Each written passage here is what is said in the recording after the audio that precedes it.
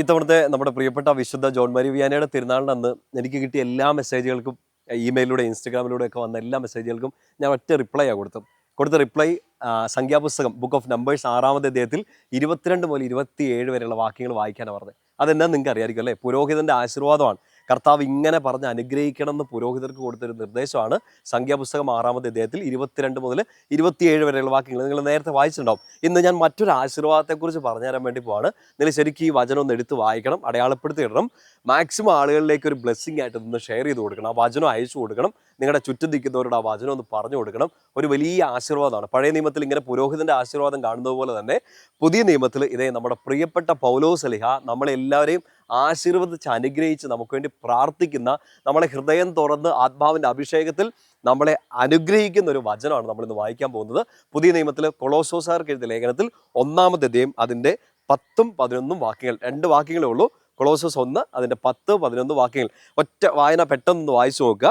10-ാമത്തെ വാക്യം ഇങ്ങനെയാണ്: കർത്താവിന് യോജിച്ചതും അവിടത്തേക്ക് തികച്ചും പ്രീതിജനകവുമായ ജീവിതം നയിക്കാൻ നിങ്ങൾക്കിടയാവട്ടെ.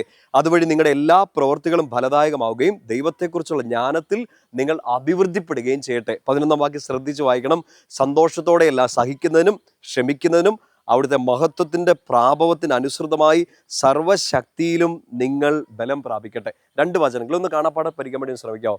പറ്റുമെങ്കിൽ കമൻറ്റ് ബോക്സിൽ ഒന്ന് ടൈപ്പ് ചെയ്തിട്ട് ഒരു തവണ ഒന്ന് വായിച്ചൊന്ന് ടൈപ്പ് ചെയ്തിട്ട് ഒന്ന് ആവർത്തിച്ച് പ്രാർത്ഥിച്ച് നമ്മുടെ പ്രിയപ്പെട്ടവർക്ക് ഒന്ന് അയച്ചു കൊടുത്ത് എൻ്റെ പേഴ്സണലി ഇതൊരു ബ്ലെസ്സിങ് ആയിട്ട് സ്വീകരിക്കുക. പൗലോസ് ശ്ലീഹ ഈശോയുടെ ഹൃദയം തിരിച്ചറിഞ്ഞ, ഈശോയുടെ മനസ്സിനോട് ചേർന്ന് നിന്ന ആ ഒരു വലിയ ആശീർവാദം നമുക്ക് തരികയാണ്. ഈ വചനം നിർത്തി ഒന്നുകൂടെ ഒന്ന് വായിച്ചു നോക്കണം. 10-ാമത്തെ വാക്യം: കർത്താവിന് യോജിച്ചതും അവിടത്തേക്ക് തികച്ചും പ്രീതിജനകവുമായ ജീവിതം നയിക്കാൻ നിങ്ങൾക്ക് ഇടയാവട്ടെ.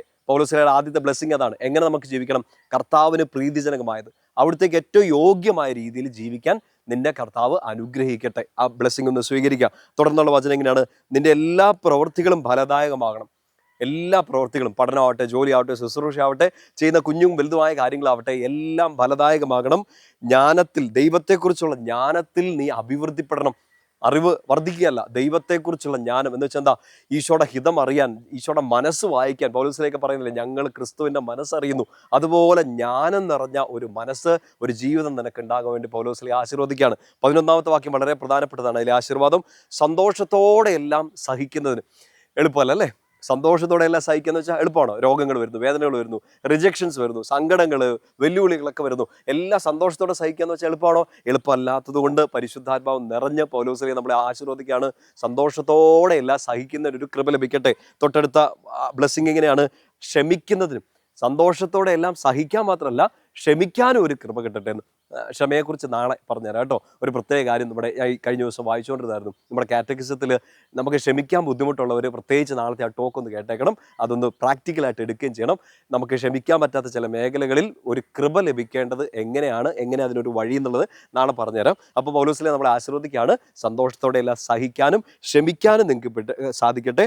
അവിടുത്തെ മഹത്വത്തിൻ്റെ പ്രാഭവത്തിനനുസൃതമായി സർവ്വശക്തിയിലും നിങ്ങൾ ബലം പ്രാപിക്കട്ടെ. ഇതൊരു വലിയ ബ്ലെസ്സിങ് ആണെന്ന് ഓർത്ത് നോക്കി. നിങ്ങളത് പ്രാർത്ഥിക്കണം കേട്ടോ. ഒന്ന് കൊളോസോസ് 1:10-11 വാക്യങ്ങൾ വായിക്കണം. പേഴ്സണലി പ്രാർത്ഥിക്കണം. കമൻറ്റ് ബോക്സിൽ വന്നിട്ടേക്കുക. മാക്സിമം ആളുകളിലേക്ക് ഈ വചനം ഒന്ന് പറഞ്ഞു കൊടുക്കുക.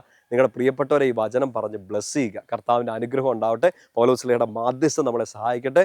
ഇതിൽ നിറഞ്ഞിരിക്കുന്ന വചനത്തിൽ നിറഞ്ഞിരിക്കുന്ന പരിശുദ്ധാത്മാവിൻ്റെ സാന്നിധ്യം നമുക്ക് ശക്തിയായിട്ട് മാറട്ടെ. ഈശോയെ, കൊളോസോസ് 1:10-11 വചനത്തിൻ്റെ അഭിഷേകത്തിൽ ഈ ശുശ്രൂഷ പങ്കെടുക്കുന്ന എല്ലാ മക്കളിലേക്കും അങ്ങയുടെ ആശീർവാദം പകർന്നു കൊടുക്കുന്നു.